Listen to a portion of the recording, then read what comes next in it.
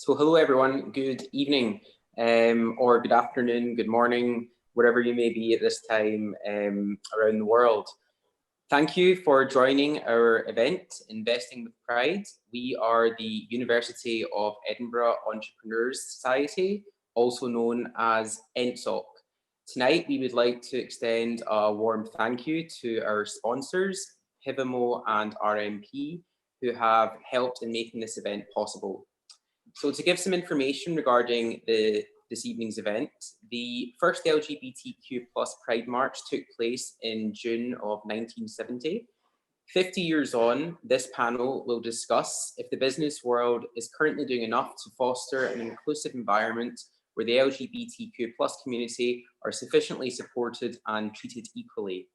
We have 4 panelists this evening from a diverse range of backgrounds and from geographic locations as well, to give their insights into the various areas around work that's taking place to foster diversity and inclusivity on a global level within the business landscape.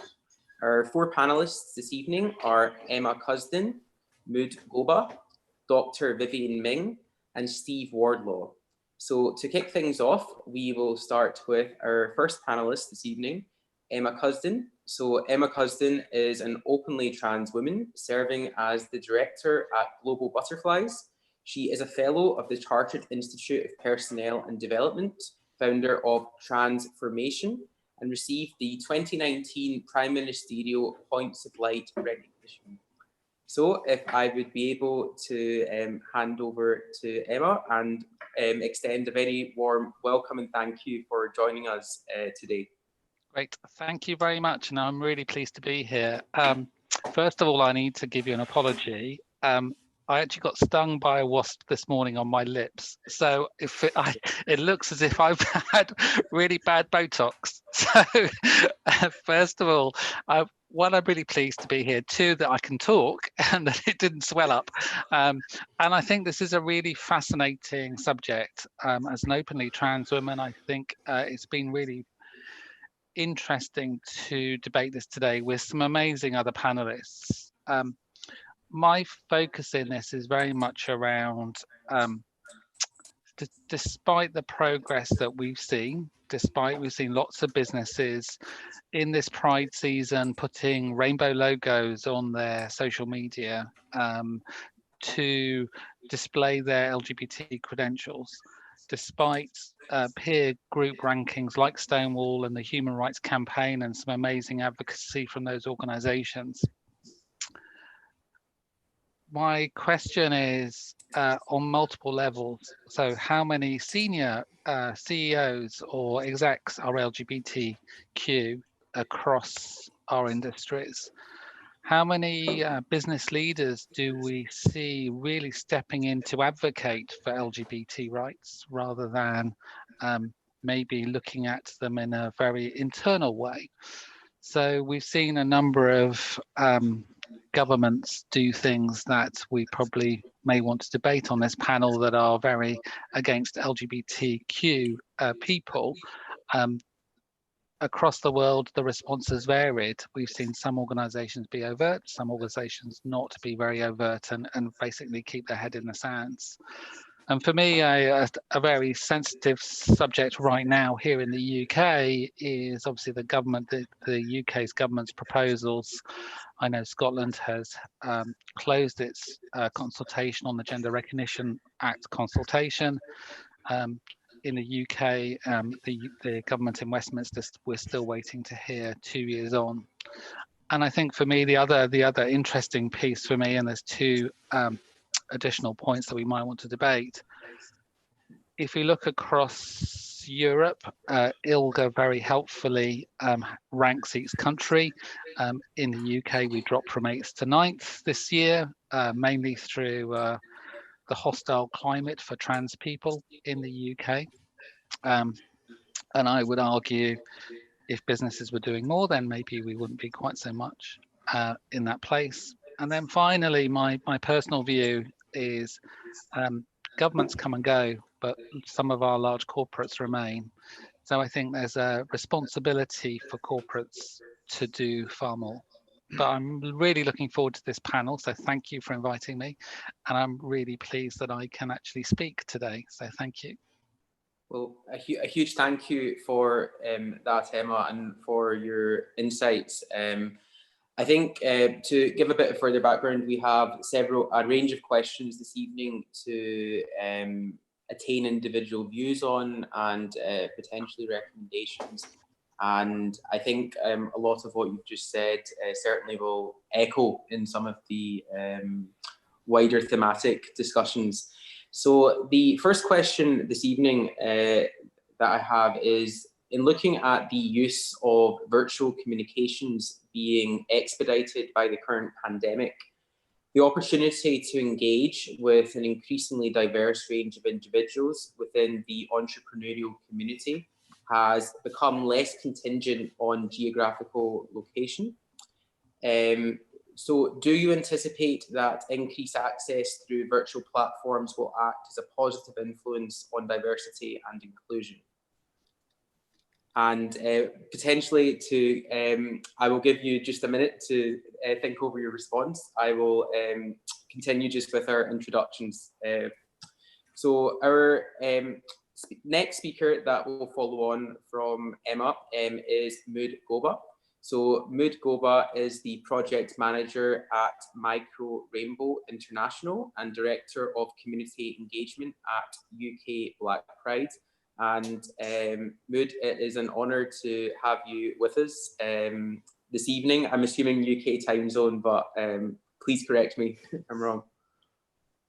Yes, thank you for having me. It's an honor to be here as well and to share the platform with all the other panelists. My focus today will be not questioning about businesses, if they're doing enough for the UK or Europe, but also to explore the fact that there are nearly 70 countries or around 70 countries in the world which still criminalize, and major corporations operate in this country. They have businesses there. What are they doing in solidarity?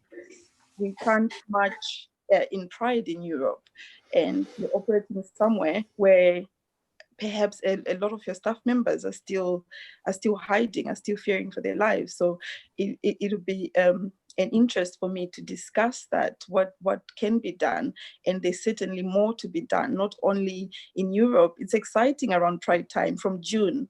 There's a lot of flags, we see a lot of solidarities from corporates, from companies, and they're interested to see that that solidarity, that care being shown throughout the year, not only the Pride season. And this kind of panels and discourse happening all year round until there is equality everywhere. Fantastic, Moud, and thank you again for those insights. Our third speaker this evening will be Dr. Vivian Ming. So to give a brief introduction, Dr. Vivian Ming is being recognised as professional mad scientist, is the co-founder and executive chair at Socos Labs.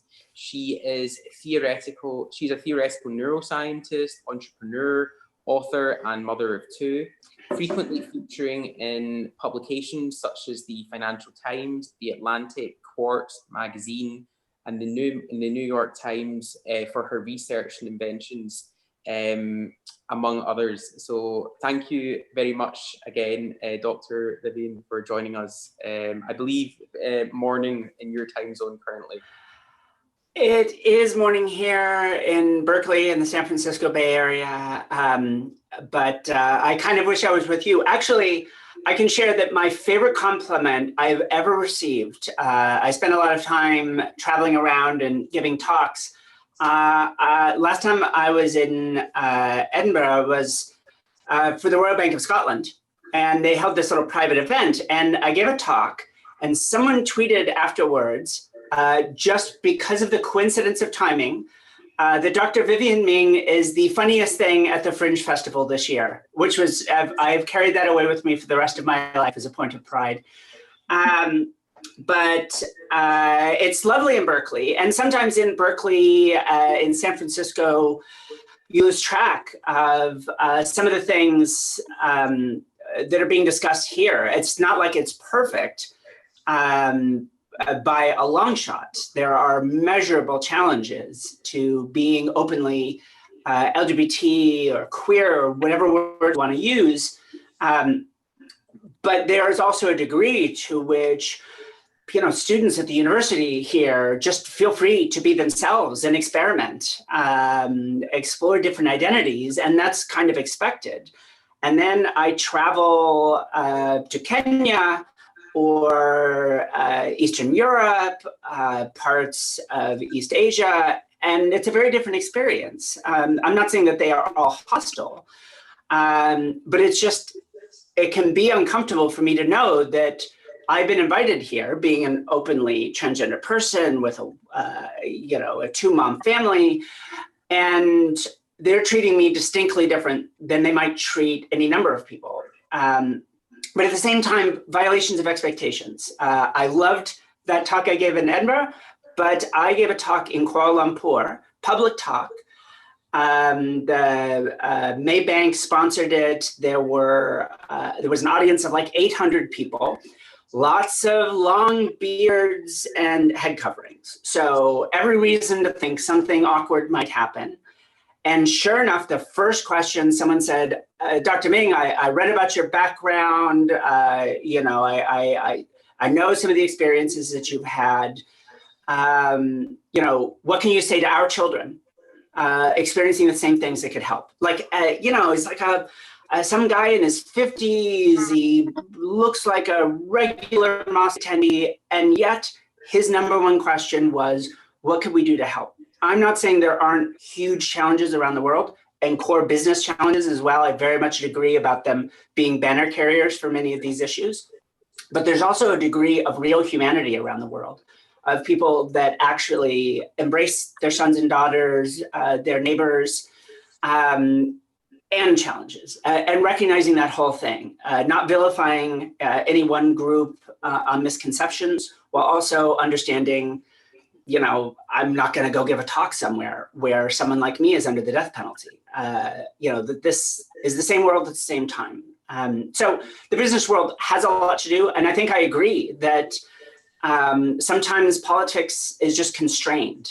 Right now, US embassies are not allowed to put out pride flags. Some of them did it anyways, but we've got an orange gremlin inhabiting the White House, and he's doing some terrible things. But it is still an opportunity for US companies and UK companies and others to be visible, to say, we care about the people working for us, we care about our customers, and we are willing to make a sacrifice. So as we talk through some of these issues on this panel, that's going to be one of the things I'm going to come back to, is the willingness of venture capital, entrepreneurs, large corporations around the world to actually make sacrifices and not just run branding campaigns against pride. Thank you very much, Dr. Vivian. And I think certainly your insights there do highlight that we're out with the current pandemic. We're also living in very precarious times geopolitically, but I'm very pleased to hear that your experience in Scotland has been positive. As you can probably see from the view behind me, the weather is quite rainy today, as is common here in Scotland. I'm sure things are the climate is much more friendly in the San Francisco Bay Area, but thank you very much. My maiden name is Campbell. I was built to be in a cold, wet, dark place. Instead, I'm in California, which means I'm going to die 20 years early from skin cancer. But maybe I'll take the trade anyways. There you go. And our last panelist today will be Steve Wardlaw. So to give an introduction, Steve Wardlaw is the chairman of Emerald Life and has been a campaigner for LGBT plus rights for over 30 years. Steve started as a lawyer, living for several years in Moscow with his husband, where he ran the Moscow office of an international law firm. He regularly writes for The Telegraph, The Guardian, and the Huffington Post on whether the LGBT plus community is really being treated equally, or is it just pink washing? And Steve will give further insights into his background and expertise. And a huge thank you again, Steve, for joining us this evening. No, brilliant. And actually looking at this, thanks to you as well. A couple of things, I'll jump in with a couple of themes and then come back out again. I have sat on too many panels where they consist, without denigrating myself, consist of people like me, middle-aged white gay men, and they'll say, is there a particular question on trans, or what's the interface with BAME and LGBT issues? And everyone has a well-intentioned stab, but I think one of the undertones, which we can talk about when we get to the questions, is, do we allow corporates to think they are assisting, promoting, accepting the LGBT community by an over-focus on what might be called for them the acceptable face of the community? I mean, in any society, we understand there's kind of a pyramid of privilege.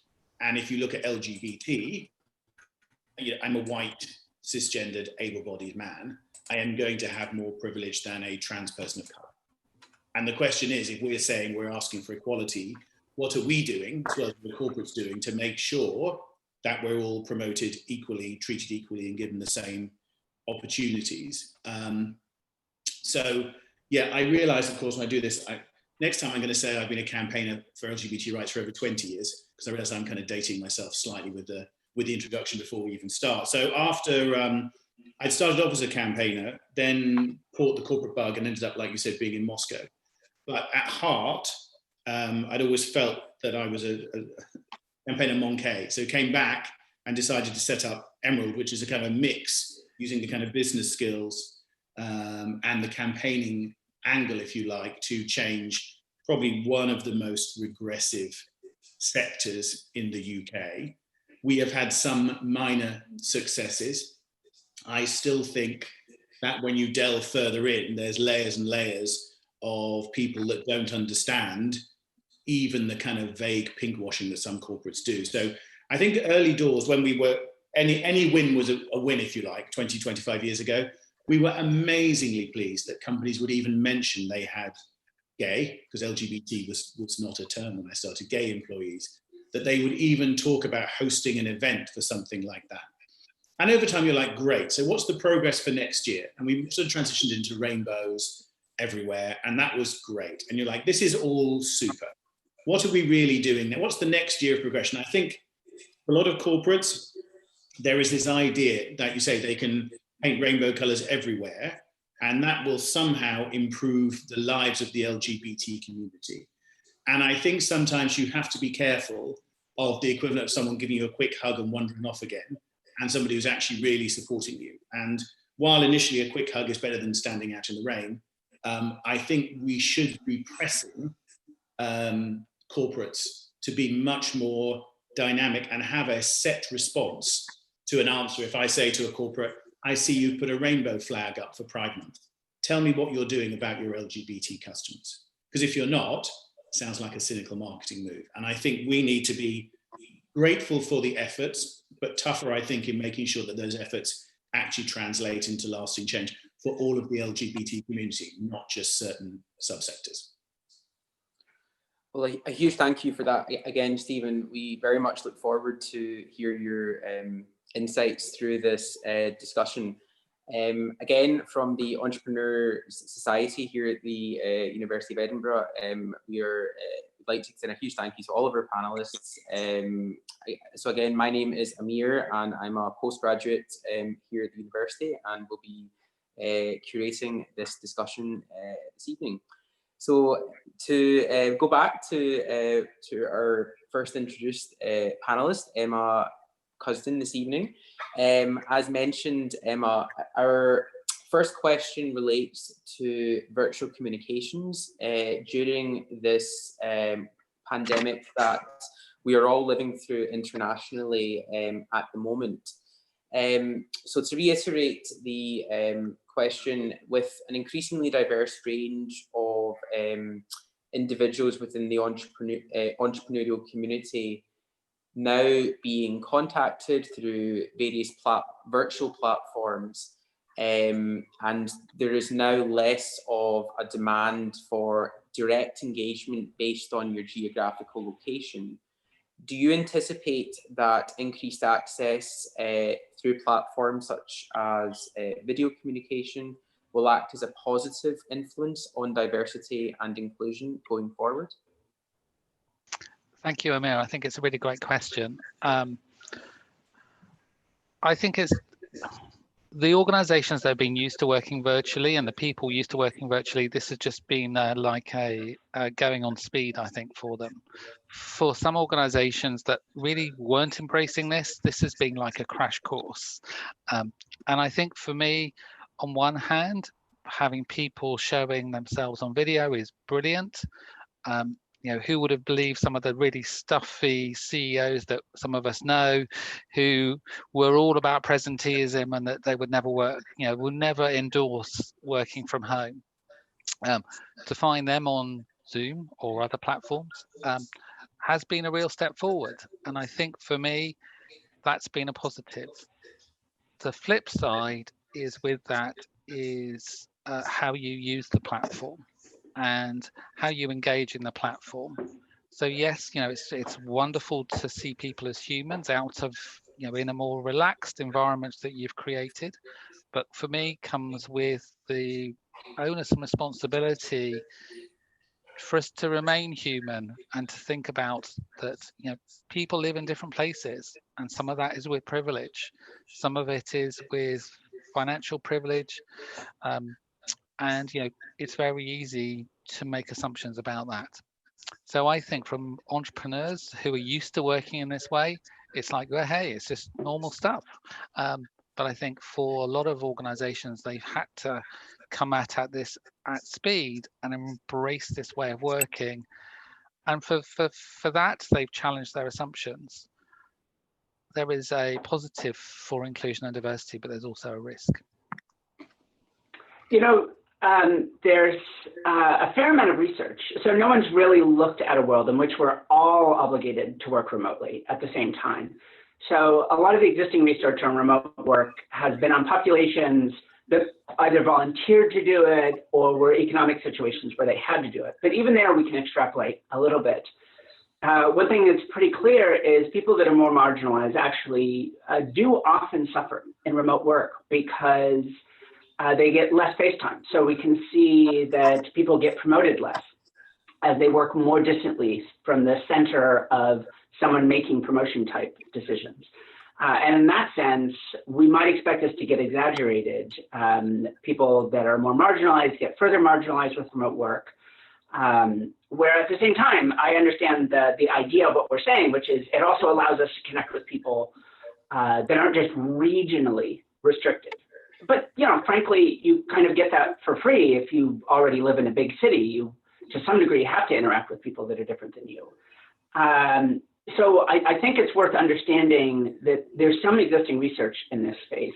And one of the things that is very clear from that existing research is there are cues, which are actually a little challenging here. Things like gaze tracking, social distance as we converse, which differ culturally.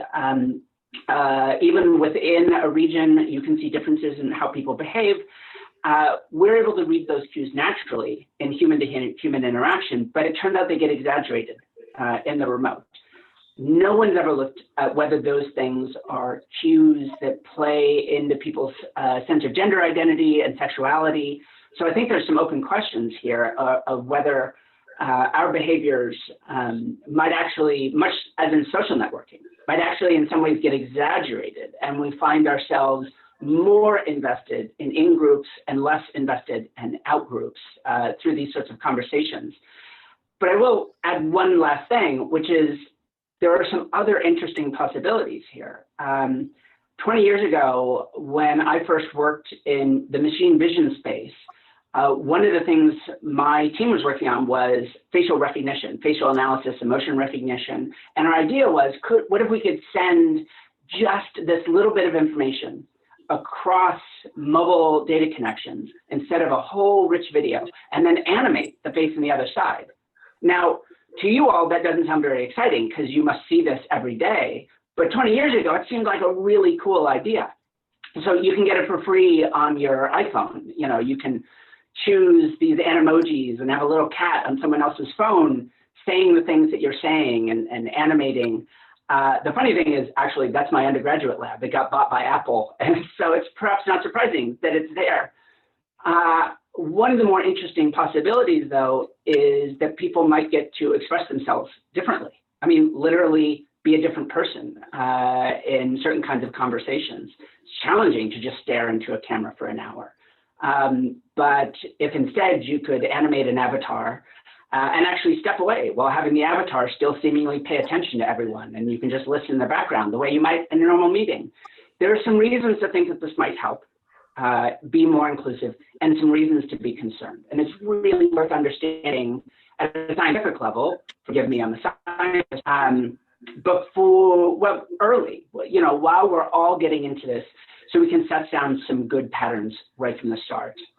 So I don't know, I'm throwing out that there are good and bad possible outcomes here. I love the idea that it could be a more inclusive platform, but that's what everyone said about social networks. It would be worth making certain that we build a system that is more inclusive from the start.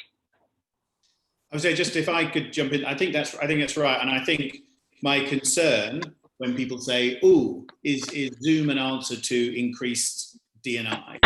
is that ultimately, be it Zoom or an avatar or something else, you're effectively talking about a medium potentially rather than a message, although they may begin to overlap at some stage.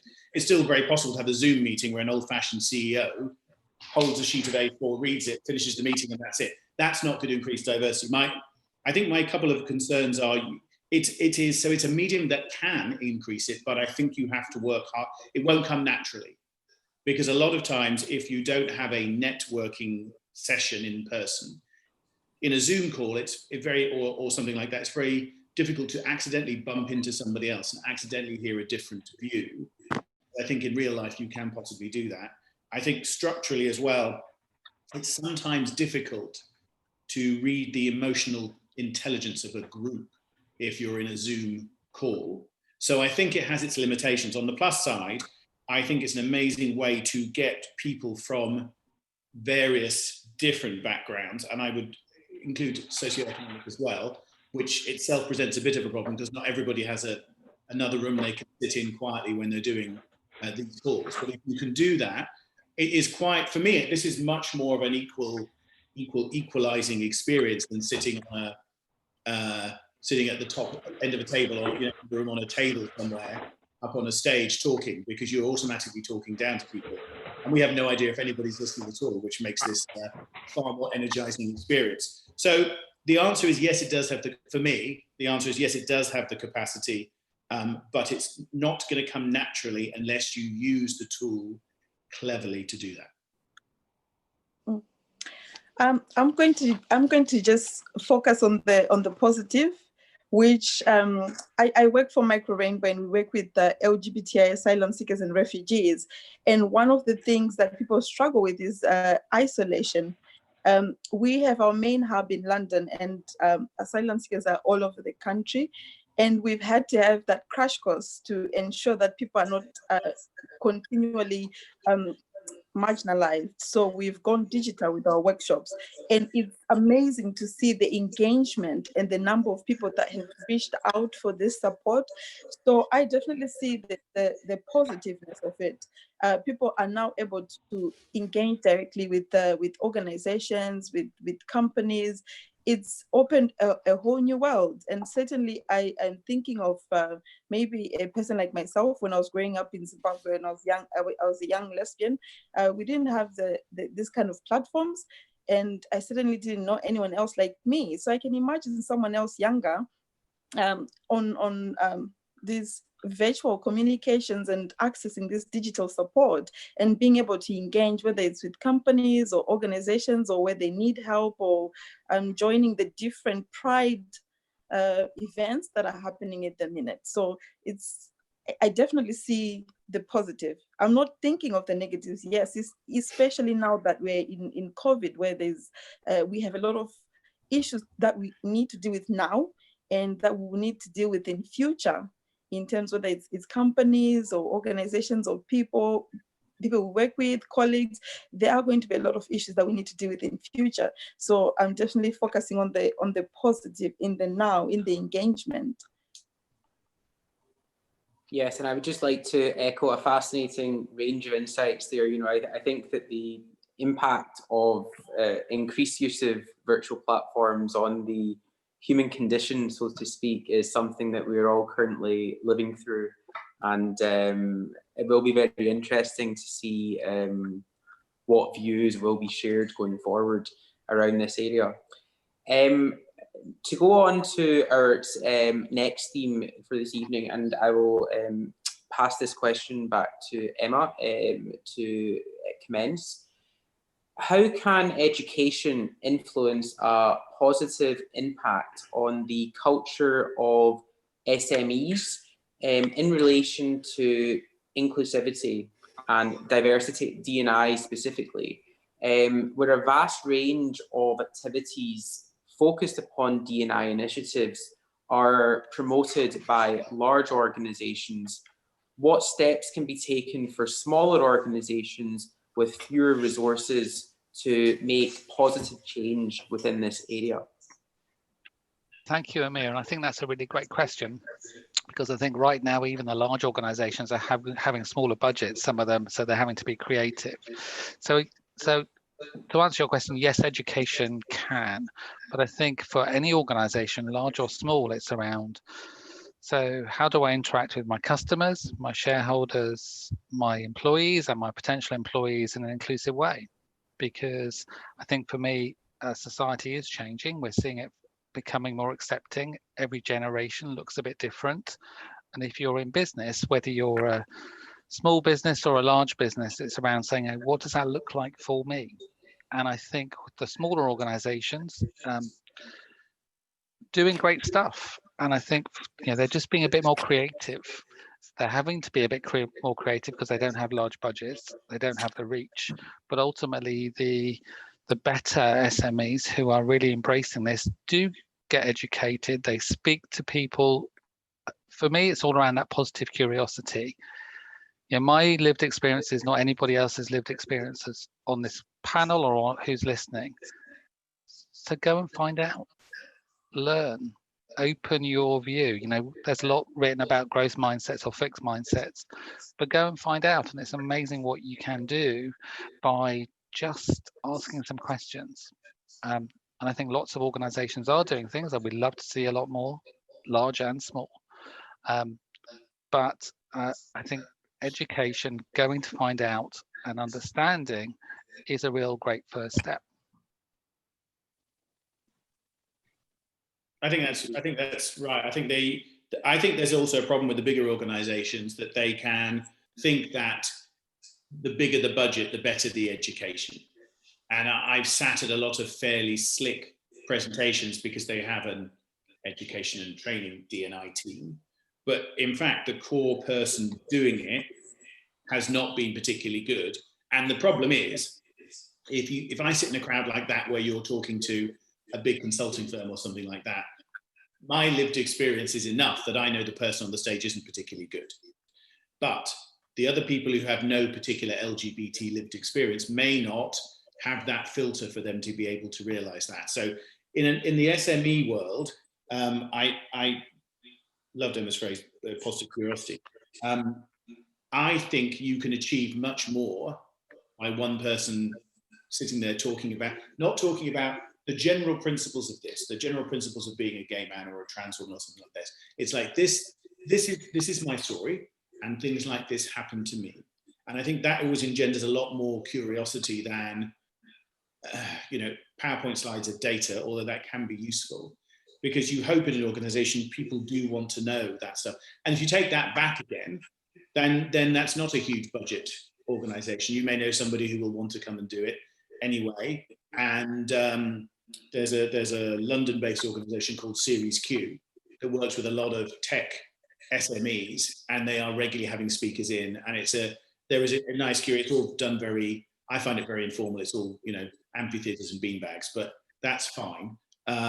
But the point about that is it's a very natural format to share experience. And when you're talking about something as personal as sexual orientation or gender identity, I think the most powerful educational tools can be the stories that people tell about themselves. One person will never be able to explain all initials and the plus sign and what it means.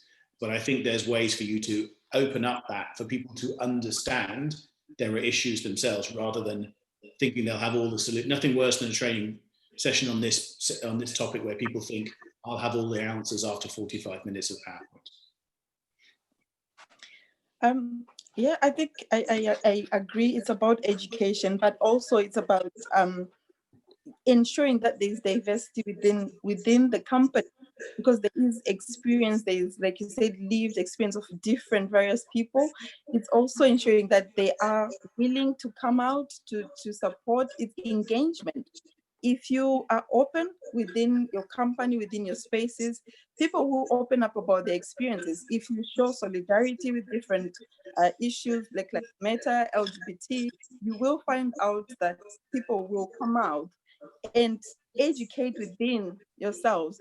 And there is a real thing called community engagement, engaging within the business community and outwards networking. You will find that you don't really need a huge budget to get that education. You don't really need a huge budget to get those people with lived experiences, maybe for an evening to educate.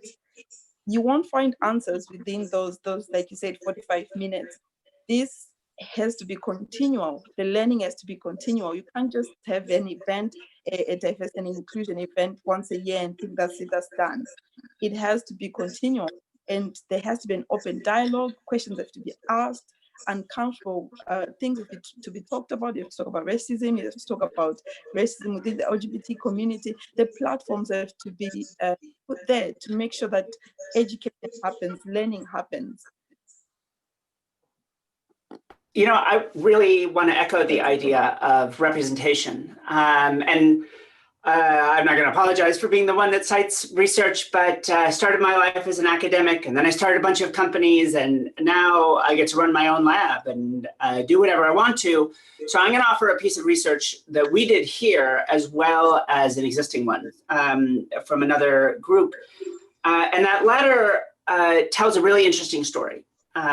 They looked, it was a review paper, which is to say they looked at all sorts of preceding research. What sort of anti-bias diversity programs actually work inside companies? They looked at roughly 17 different kinds of things, like empathy training and implicit bias training, all these different experiences. And unfortunately, what they found was 15 of the 17 neither had an impact at the time of the training, much less a year later. So empathy training, people made people more empathic towards the group while they still discriminated against them. So in other words, you didn't hire Black people, but you felt bad about it. Not actually the outcome we're looking for. There were only 2 that had an impact at the time of training, and only 1 that continued to have an impact a year later. And it has a very wonky name, counter-stereotypical exemplars. But once you break that word out, you understand why it has an impact. It is spending time with people that violate your stereotypes. And you can't do that if you don't have diverse representation within your company. If you don't spend time with people that are different than you on issues of gender and sexuality, of race, of every rich way in which people are different, it's not to say you are a bad person. But if you are actually looking to change, to really run strong anti-bias change inside your company, the single best education is an actual amazing person. And that's like a fundamental part. But there's an even more targeted part of representation that matters. And I think this is maybe a callback to Emma and her conversation earlier. This is an analysis we did. It would take way too long to explain. So let me just cut to the chase. One of the biggest predictors of the size of gender wage gap within a company is the number of women on the executive team. The more women, the lower the wage gap. We got to do a lot of fancy analyses to make that finding. But essentially, representation matters. having women on your board, having openly queer people in your executive team. You don't have that. I mean, you look at global companies, even South Africa, there's a real dearth of representation on boards of Blacks. That's crazy in a country that's 80% Black. And yet this persists in global business. So we can see really clearly that one of the most important things in modern business is attracting amazing talent. Amazing talent doesn't come with a particular way that it loves people or skin color or gender. Amazing talent comes in every single form. But when it looks at your leadership and it sees no one like them, then it goes someplace else. So this is sort of a virtuous cycle. Find those people and fill out the leadership of your company. Tell the world, this matters to us because we think these people make us better. And then a next generation will look at your company and say, that's a place I want to be. So I'm not saying, I truly am not saying that no other step forward matters. I've given talks actually at Q Series and other groups, met with members of parliament. I think there are other avenues that are worth pursuing. But frankly, what we want to change is that a huge swath of the global society is cut out of the business world. Well, the single best way of doing that is to literally change that, bring them in, appoint amazing people as leaders, let others feel that their hard work is actually going to pay off in this world, and you will find the change that you're looking for. And I realize that sounds facile. Isn't that, you know, the end goal we're trying to achieve? That's also your solution. But frankly, I don't know a great substitute that doesn't involve representation. I think these insights will be very much appreciated by our viewers and society members who indeed may be interested in working or indeed forming an SME in the future. The comments around not only recognising what large corporations are doing with access to big budgets, but actually in identifying ways that smaller organisations can be beacons for change. And I think innovation as well, you know, and looking at how you can be innovative in relation to governance, leadership. These are lessons certainly that future leaders and change makers can take forward. So looking at our next theme, and again, if Emma would be happy to start, what gaps currently exist in relation to international role models being present within the LGBTQ+ community, and again, broadly speaking across sectors, but if there's any specific examples you'd like to reference, please do so. Great, thank you, Amir. It's very tempting to give quite a flippant response here, which is there's just not enough of them at all levels. You know, and if we look at the LGBTQ community, I think Steve referred to it earlier in terms of, you know, we often see lots of gay role models, and then as we go through the letters in the alphabet, the numbers go down and down and down. And I think for me, that's really interesting. I've worked in many organizations and I've been the most senior trans role model they've had. And you get wheeled out and you get wheeled out and you get wheeled out, which is lovely. But ultimately, it's like, where's everybody else? And so for me, I think role models come in so many different levels. We sometimes hold up and idolize those people who are in the press all the time. But role models can be at all levels in the organization. And I'm a huge advocate of reverse mentoring. I think organizations that embrace reverse mentoring, I think can really help change the things we were talking about in the earlier question. One thing I'd also like to add is more recently, I've been talking about real models rather than role models. And let me explain what I mean there. Last year, we were very fortunate. We were asked by Lloyd's of London, the insurance market, to create a trans and non-binary guide.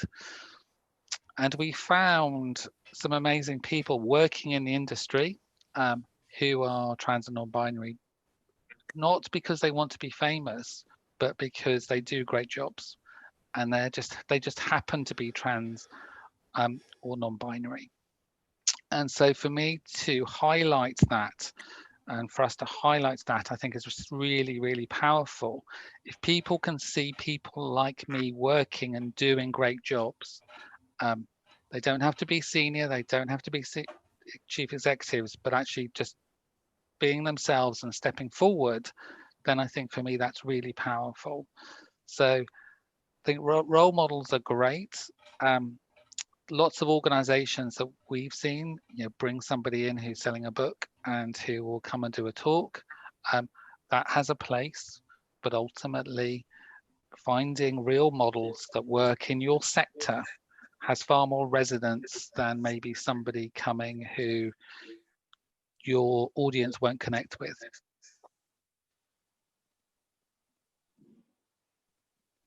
I'll jump in. I think that's right, and I think that question begs the second question, which is, what do you want a role model to do?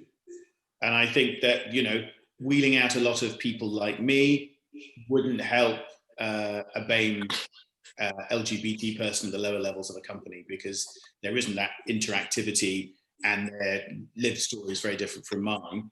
And I also think sometimes it's important to have, and I think I became a bit, role models from every sector. So for the longest time in the UK, before most people's time here, they'd have something called the Pink List, I think, and it was very much like influential LGBT people in the UK. And without exception, they were all theatre directors and activists and things, and that's fantastic.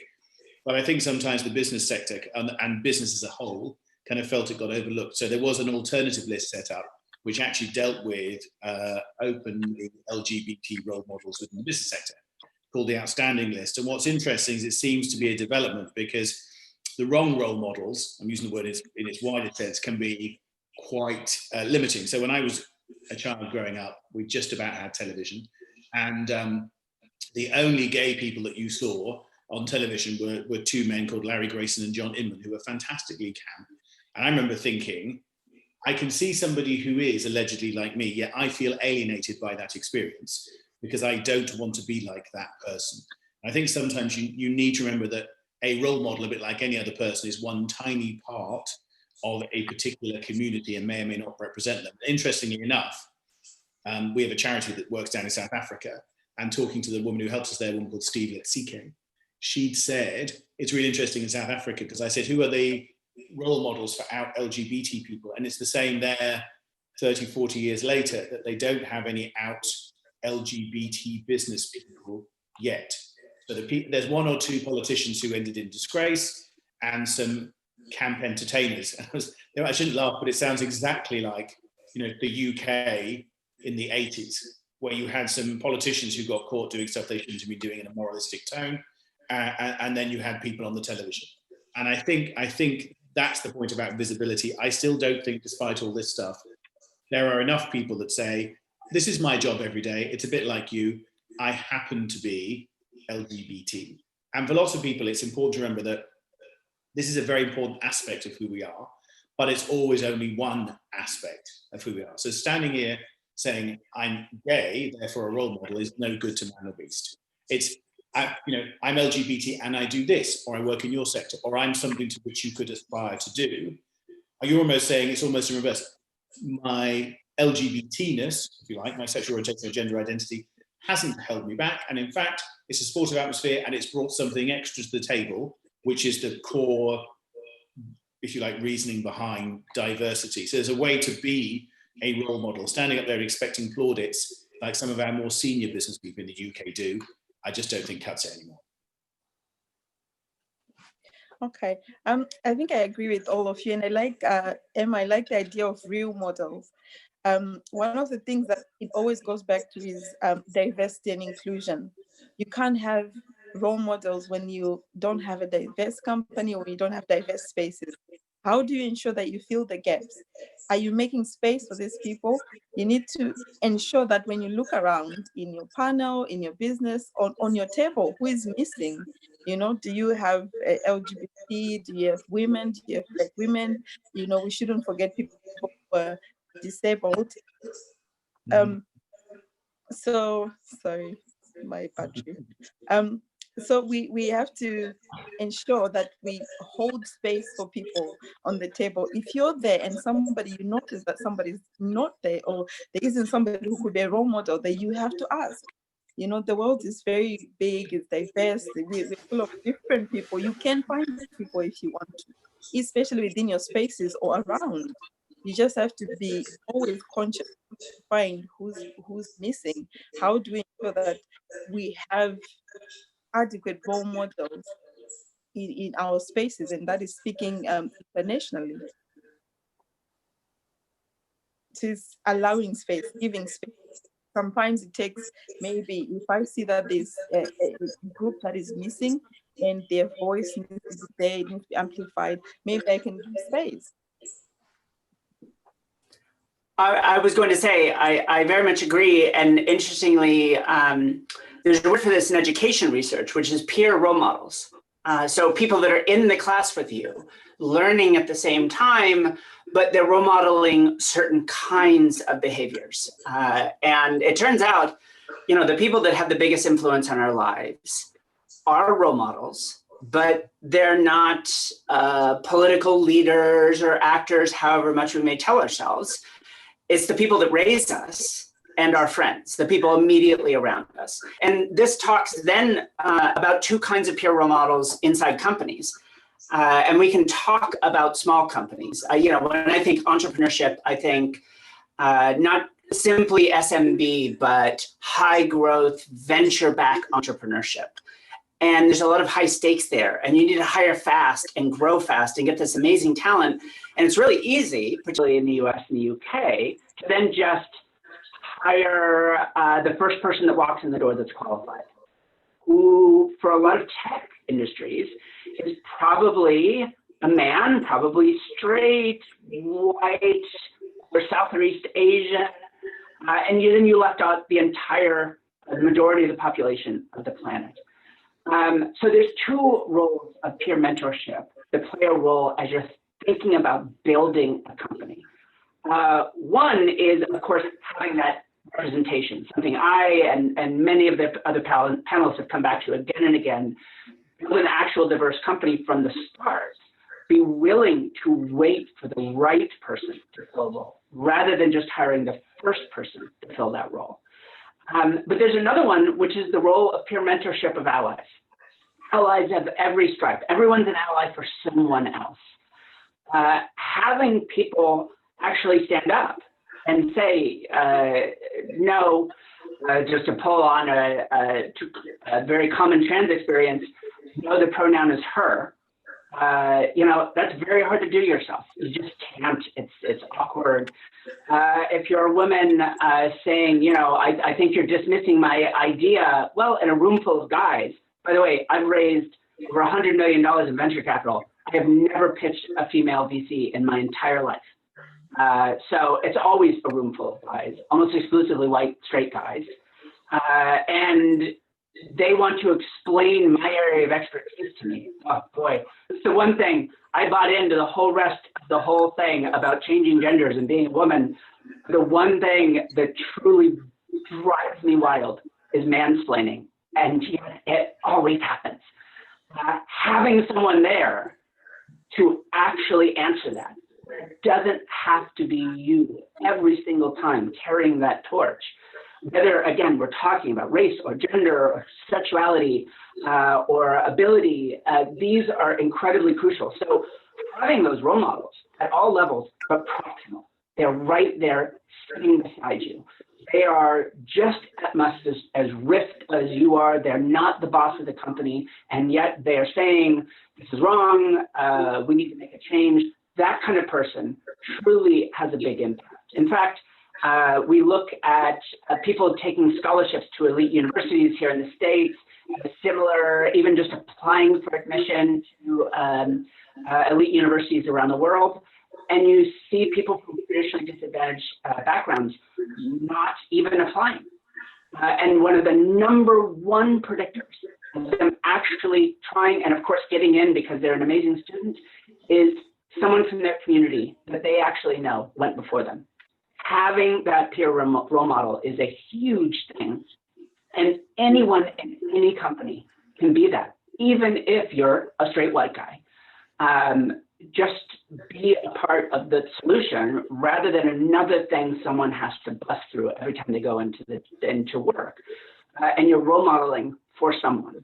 But genuinely, it's really the everyday people you spend your time with, not necessarily the CEO that makes a difference. But if you're an early stage entrepreneur raising money, trying to hire your first engineers, whatever it might be, those are decisions you need to make incredibly early, because pretty soon you find yourself with a company of people that look exactly like you, think exactly like you, and you've lost the chance to really set that culture from the start.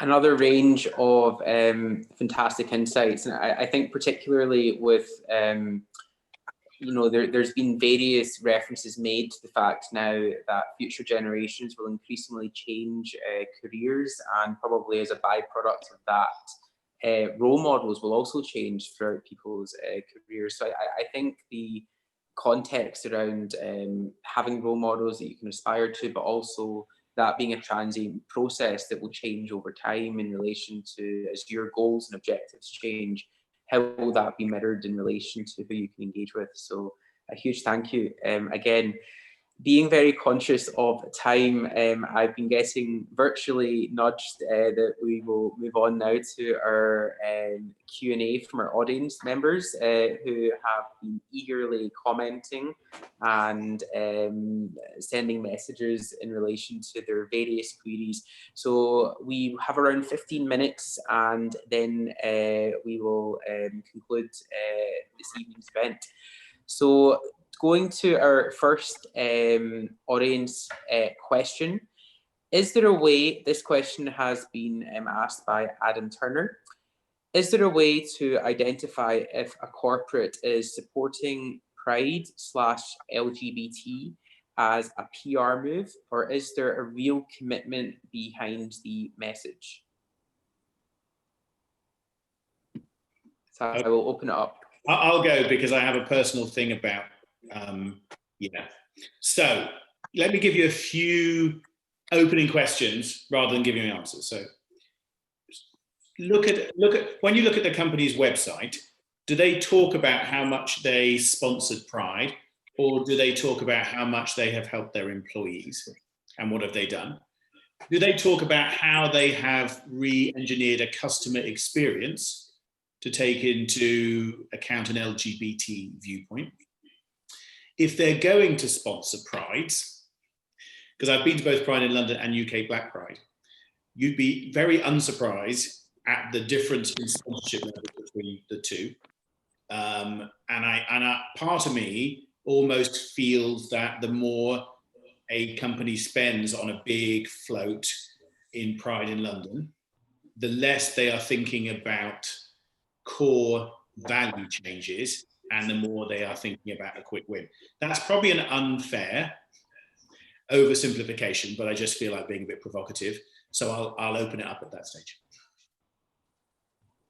Great, thanks, Steve. I'd just like to add to that. I think it's about doing your research. Put on your researcher hat, as Steve says. Look at their website. Go on social media. Have they ever made any other comments other than we're marching in Pride? Have they advocated for LGBT rights around the world? Have they, check out their board and CEO? What statements have they made? Have they written any articles? Have they gone beyond? Then there's that wonderful thing called LinkedIn. Link in with people who work there and get a sense. If you can get to the senior execs or the head of D&I, go and talk to them. We always say for trans and non-binary applicants, there's always a application process. So put your analytical hat on. How many gender options do you get when you get to that part of your process? And if there's only 2, binary male and female, you might want to pose that question: have they really done any work in this space? So for me, it's about doing the research, digging behind some of the rhetoric. And Steve poses some great questions for candidates and people wanting to work there. And sometimes it can be really hard to find. But then at least if you decide that's the organization you want to work for, you have a more informed view about, so what am I stepping into?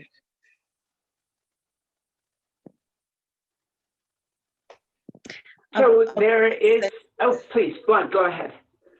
Oh, sorry, apologies, lost the technology. I think for me, it's asking. You can ask a question these days. I find that people will answer you, and you express yourself and ask the questions, and then decide, do your research.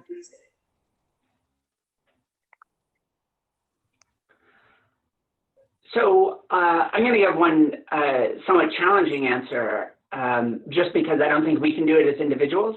And it's not just about pride, but that is, what does the supply chain look like? Is this company itself investing and buying from diverse companies?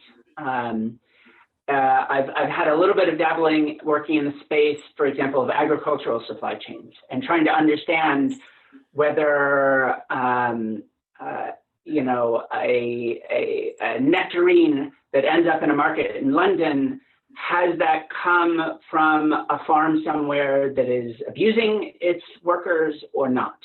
Well, we might think, and of course this comes up in the supply chain for technology. You know, is Apple really paying enough attention to the people working in the factories in Shenzhen and Guangzhou actually building the devices, or are they willfully ignorant of it? That kind of willful ignorance is a serious issue. I spoke at the beginning about companies making sacrifices. I don't think sacrifices destroy a company. I think it's quite the opposite. You tell the world what you actually care about. And it turns out companies that have a strong sense of purpose, not just written on the walls, but evidence through their actual actions, they outperform the market. So I think it's rational for companies to be willing to say, this is something we care about. We will make a sacrifice. We're going to develop a supply chain that actually goes through companies that themselves are respectful of their employees, are respectful of the values of people we represent. And that's challenging, obviously. We're talking about a global supply chain, and you can't dictate to everyone, but I still believe that there's something there. And I think we need help in that. Expecting any one person to be able to know what a large company or a small one is doing is very hard, but there's a real possibility of actually building some tools through NGOs that can help make those sorts of decisions. But another is, you know, it's something I've looked at here in the States, which is different states have different laws here in America. And you can look at how companies invest themselves in those different states. I offer the following example, not because it's perfect, but it is an example of what I'm talking about. In states like Indiana and North Carolina, when laws were passed that were anti-LGBT, a number of companies pulled out of those states. Salesforce, for example, pulled out a huge investment in the city of Indianapolis when Mike Pence, the current vice president, God knows how, was the governor of that state. And it was the effort of business that ultimately killed those laws. So that is an example of a sacrifice, an actual financial investment in saying to local communities, we care enough about this issue that we're just not going to come in simply because we're going to get cheaper labor. We want to see a real belief in the value of all human life.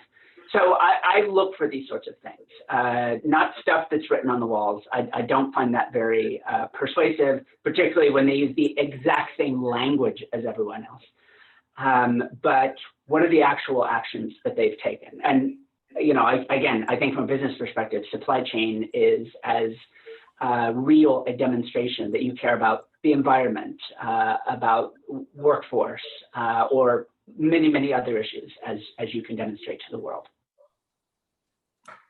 A huge thank you again for those that range of insights. Our next question comes from HWL, as they've referenced themselves.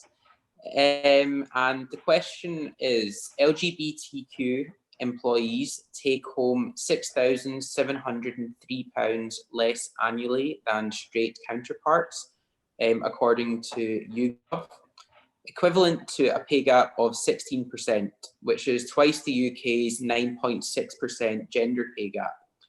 What is the main reason for this difference? And I'll open that up to all panelists. Well, one clear reason for that at a household level is lesbians each pay a pay gap. So right off the bat, households with multiple women suffer multiple gender pay gaps. So I have done some research in this space. One of the fun things in my life is I get to study brains and AI, but also issues like this that matter to me. And what we found is, one of the principal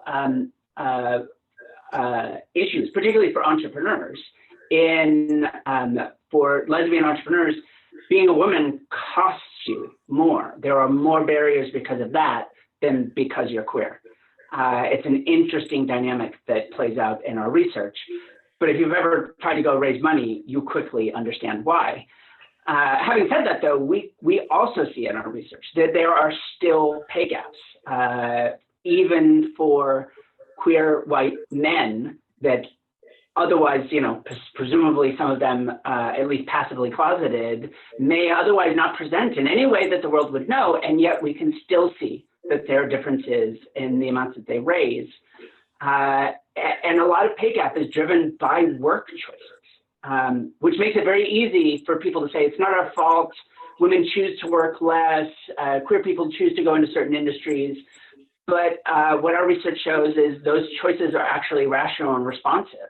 Knowing that you will be paid less means that there's less reason to invest those extra hours, to invest in a long career, knowing that no one at your company in senior management is queer, so why would you think it would pay off? So those effects are subtle, but you start accumulating them over people's careers and over a lifetime of experience. It's compounding interest, just like any other investment. So we tell people not to work hard. And it's not that they don't. Of course, you invest yourself in other areas. You invest in church, you invest in family, you invest in community. Obviously, LGBT communities are rich and meriting investment, but you pull back from other parts, like career. So if we made people's careers pay off, then they would invest in them the same as everyone else would. I'm not saying that's the only thing that goes on in driving pay gaps, but it is a big one. I would say there's three things. I think that's first, you're right. Firstly, I was going to say is the internal factor, that the way you've been raised, the way you see LGBT community represented, the way you don't see it represented in your head begins to limit your life chances. And you see some research in Gender Gap about how women think they can't do things when they're overly qualified and men think they can when they're underqualified. And it's because it's what you've been taught. I think secondly, it's sometimes difficult for a very homogenous group at senior management to promote, consciously or unconsciously, people who are from outside that group. And thirdly, I think one of the problems we really struggle with is even where you have companies that work hard at diverse hiring, diverse recruitment, and kind of training and mentoring along the way, there's still a very high proportion of people who aren't white, straight men, if you look at a career path like law, who fall out of it or decide the big corporate machine is not for them. And what they mean is they don't feel they fit in. And that will often naturally has a consequence on their earning power, but they tend to do it for a quality of life decision. You don't find many white, straight men leaving corporates for a quality of life decision. because the corporation is built around their needs as well. And there's a lot of subtlety about needs, particularly on gender, I think, as well. So it's a very complicated question, and I don't know anyone has got it right yet, because it's hugely multi-leveled.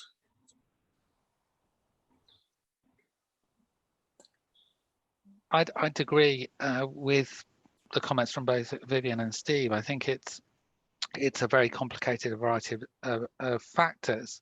But I think when it comes to hiring a promotion, we talk about inclusive leadership and leaders really understanding the elements to that and thinking about challenging their own assumptions and thinking about how they might hire and promote people who are different to them. And there's sort of senior leadership and cultural elements coming into that. But I think, yes, it's a multifaceted challenge, including the individual, but also the leader.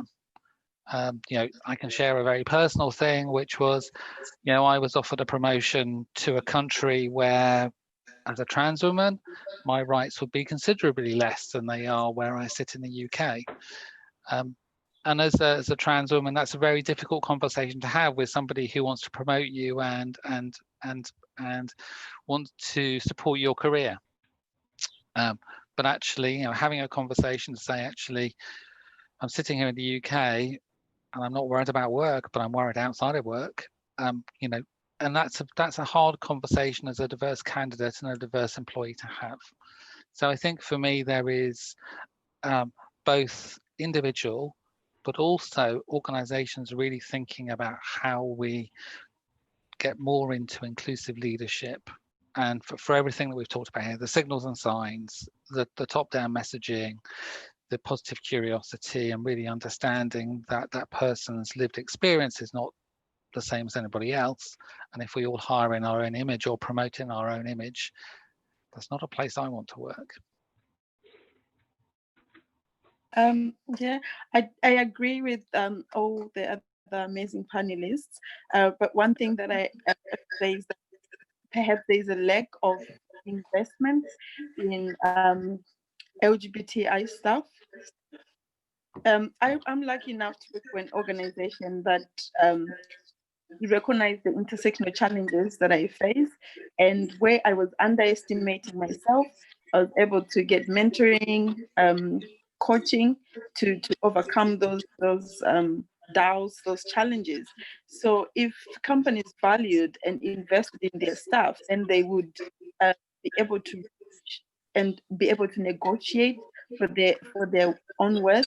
There are a lot of different challenges that can ensure that this pay gap keeps on going or happening. And you've already discussed most of them, but I think the important thing is to recognize that inclusion, recognize the challenges that staff have, and empower them. Again, a huge thank you. I will ask one final question this evening from our audience. I, again, have been getting virtually nudged just with the time, but hugely fascinating discussion, and we certainly could go on for much longer if event time permitted. So our final question, just to relate to the current discourse in relation to wider developments that are happening within society, is from Lewis Scott, and the question is, does the current economic downturn pose a risk for the LGBTQ+ community as companies may choose to reduce funding for D&I programs? And I will open this up, and as I say, if around a minute could be the response. Well, I'll jump in really quickly to say one of the distinguishing questions for me is a diversity inclusion program part of their corporate responsibility, which is to say it's marketing, or is it part of their core business strategy? You'd be insane to cut a program that you believe is part of your core business strategy, which is attracting amazing talent. If you just thought it was marketing to help with your company, then you're going to cut back. So yeah, companies will cut back. But not all of them. And I think it will be a bit diagnostic of where they really sit on this issue. I would agree with that. I think, we've seen lots of heads of D&Is furloughed. We've seen lots of heads of D&Is now being made redundant. And I think it's a challenge for all of the community, but also from an inclusion perspective. And it really shows the true colours of an organisation. If you're really invested in this, as Vivian says, you will keep going. If you are stopping and starting, then is it really at your core of your business values? Go on, Moud. Okay, I agree. I think it has to be at the fabric of the organization. If it's not, then that is telling of that it's just an add-on. But if it is the fabric, then it remains. I agree with that. I was just going to add one other thing, that don't forget there's also the internal CSR, and there's also the charity donations and giving programs as well. And we're seeing a lot. I'm on the advisory board of a big HIV charity here, and we're seeing a lot of cuts now, where companies just saying giving money to charities is just not what we do anymore, and that cuts across the board. And unfortunately, a lot of LGBT and intersectional charities tend to be the ones where those donations really do keep the books in balance. So it's something else to think about. It's not just internal. Some of the external cuts are, and I agree with everybody. Nobody seems to give two hoots about cutting these budgets at the moment. So let me also add in one last thing, a call to action, if you will. I wrote this in that piece about COVID-19 that we published recently. I'm not the only person saying this, but I think corporate spending in this space should be counter-cyclical. Usually investing in people right now, not cutting back. The loss of capacity will be dramatic when the economy gets back on its feet and all those people have lost work. The research from the 81-82 recession shows an 8-point increase in mortality rates of people that entered labor markets during the recession. We may well see the same thing here. More people might die from the economic downturn than the actual disease itself. But specific to our community, but really all communities, this is a chance for companies to step up and invest to balance out, again, their own self-interest. Invest in your people. You don't have something for them to do right now. Invest in them going out and getting an education, investing in them increasing their skill set. This is a time when you should maintain that human capital spend and human capital build. And the first people that your instincts, whether you recognize it or not, your first instincts will be dismiss the most marginalized groups. Don't do it. Invest in them, maintain, be a part of a long-term solution to a global crisis, rather than one of those companies that immediately pulled back the moment they saw something that was a challenge. And again, people like us are a canary in a coal mine. We dismissed early. Think hard, look at how you're making those decisions and invest in people. And on that final note, I will conclude this evening's panel discussion. This event was Investing with Pride, and a huge thank you to our 4 panellists this evening: Emma Cusdin, Moud Goba, Dr. Vivian Ming, and Steve Wardlaw. I think certainly there's been a very diverse range of themes and topic areas discussed. One thing that I've certainly taken from the event, and particularly thinking about whether this relates to engagement with an organisation or thinking of formation of a new project or initiative, not to take everything at face value and really to do your research to make sure that authenticity is at the core of whatever inclusive agenda is being put forward. So definitely a lot of points to think upon. And again, thank you to all our panellists for giving your time and to also giving our audience these insights at this very precarious time. And hopefully the new normal or changes that will occur in the business world and indeed the world at large will be positive going forward. So a huge thank you. And thank you to our viewers for tuning in, wherever you may be. Thank you. Thank you very much. Thank you. Bye.